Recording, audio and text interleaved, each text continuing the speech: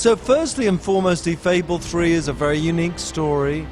We are giving you a whole slew of new features. The ability to craft your own weapons by using them, so your weapon could be as unique as you are. The ability to reach out and touch things and hold people's hands and drag people against their will.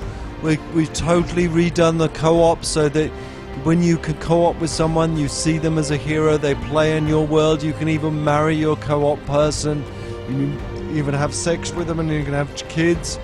You know, all of those new features that are there. We're giving you a completely new way of combating with these new weapons. You know, you put this all together, and I think Fable 3 is a blend of real unique stuff and really high polished stuff.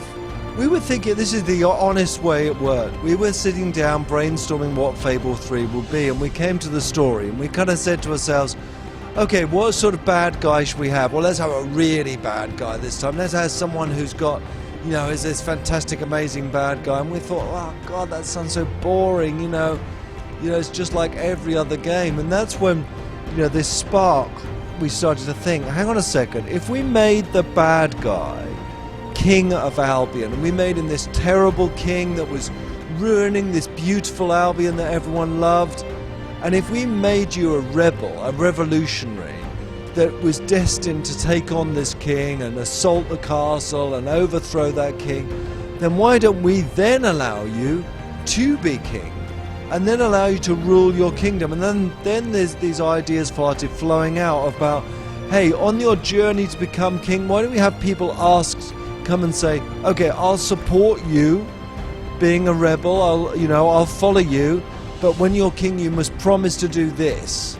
And why don't we make those promises really solid and kind of make you sign those promises, and then when you are king, we won't quite give you enough resources to fulfill all of those promises. And that really started being a strong idea. And now I play the game, it certainly is really, really unique. I wish I could show you the ruling section, but if I do, it is totally going to surprise the game, because there's a really big twist in the story when you become king.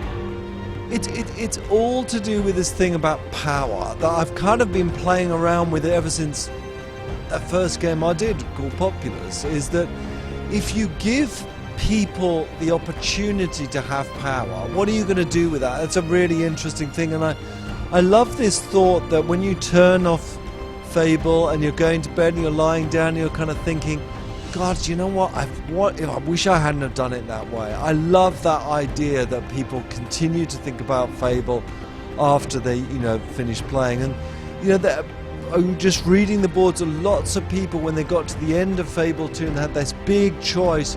Are you going to save your dog and your family at the cost of all these people's lives, or are you going to be noble and sacrifice yourself? I love the fact that lots of people thought deeply about that. I thought that was great.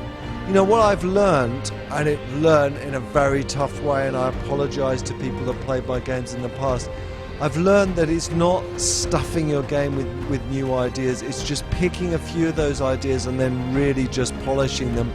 And sometimes that's a challenge to convince people, like, for example, in Fable 2, it's really hard to convince people on the team that the dog was a good idea.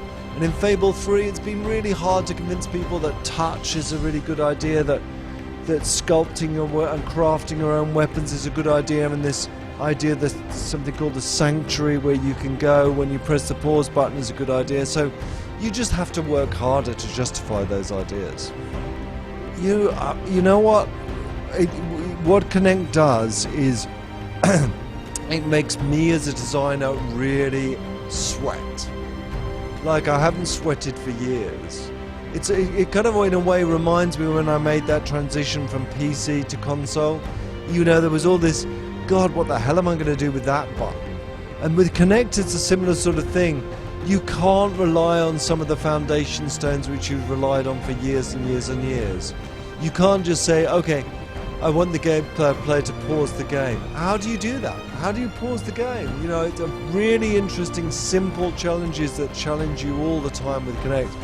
But because you are challenged, it does mean that the solutions you come up with are, very I think, unique and fresh and different.